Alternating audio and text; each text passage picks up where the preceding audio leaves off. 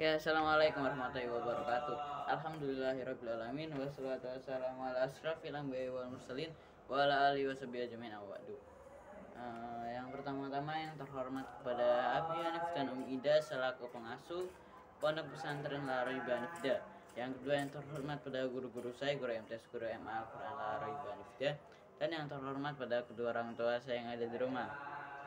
Nah, jadi pada siang hari ini saya akan mempresentasikan tentang peta imajinasi saya yang berjudul tekanan zat. Nah, tekanan zat itu dibagi menjadi tiga. Yang pertama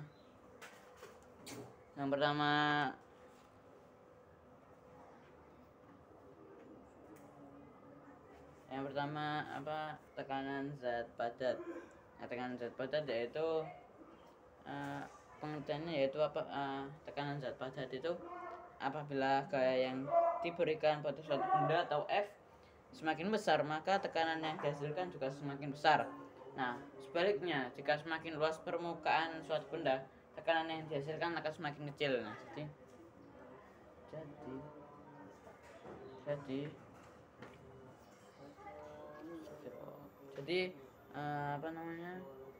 ya seperti kayak kalian memakai sepatu boot di lumpur itu kan akan lebih mudah daripada memakai sepatu hak tinggi, karena sepatu boot memiliki luas permukaan yang lebih besar.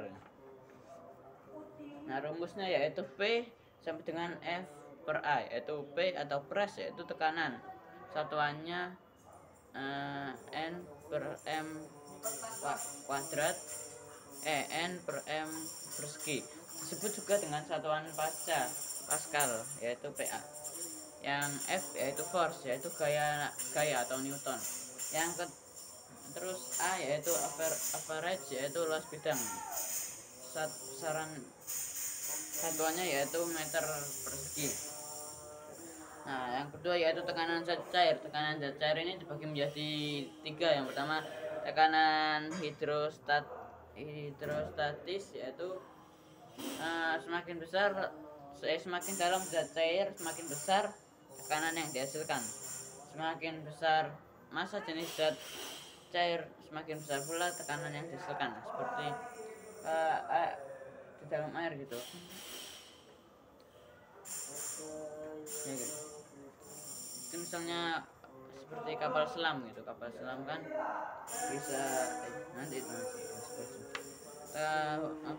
rumusnya yaitu P tekanan satuannya N per M persegi sama dengan P atau massa jenis zat cair satuannya kilometer per meter kubik dikali G percepatan gravitasi satuannya meter per second persegi dikali H tinggi zat cair M satuannya meter atau lebih tepatnya kedalamannya. Nah, salah satu bahan yang tahan terhadap tekanan air laut yaitu baja, karena baja itu terbuat dari logam yang utamanya itu terbuat dari campuran besi dan karbon. Yang kedua hukum Archimedes. Hukum Archimedes yaitu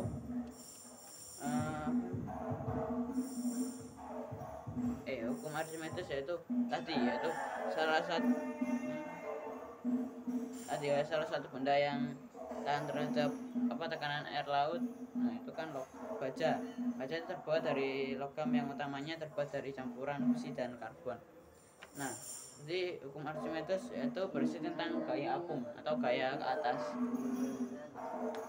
Rumusnya yaitu WBA yaitu berat benda di air sama dengan WBU berat benda di udara dikurangi FA gaya apung. Nah, atau hukum Archimedes itu bisa dikatakan jika benda dicelupkan ke dalam air akan mendapat gaya ke atas sama dengan zat cair yang didesaknya. Jadi misalnya kalian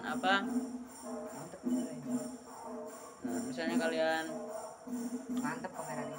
memasukkan misalnya besi gitu kan, besi ke dalam air. Nah, besi itu akan mendapatkan gaya apung atau gaya ke atas itu sesuai zat cair yang ditesanya. Atau paling sebelumnya kalian punya gelas kan, gelasnya diisi air sampai full, kemudian kalian masukkan, misalnya kalian masukkan apa ya, penghapus, misalnya kalian masukkan penghapus. Nah, penghapus itu mendapat gaya ke atas atau gaya punya sesuai air yang tumpah, itulah yang tumpah karena dicelupkan penghapus. Nah, yang ketiga yaitu kumpas sel. Kumpas sel itu kalian bisa temukan pada pompa hidrolik, yaitu pompa yang berisi udara atau minyak ya.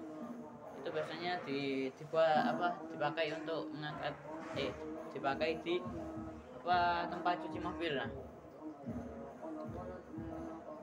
rumusnya yaitu F2 sama dengan A2 per A1 dikali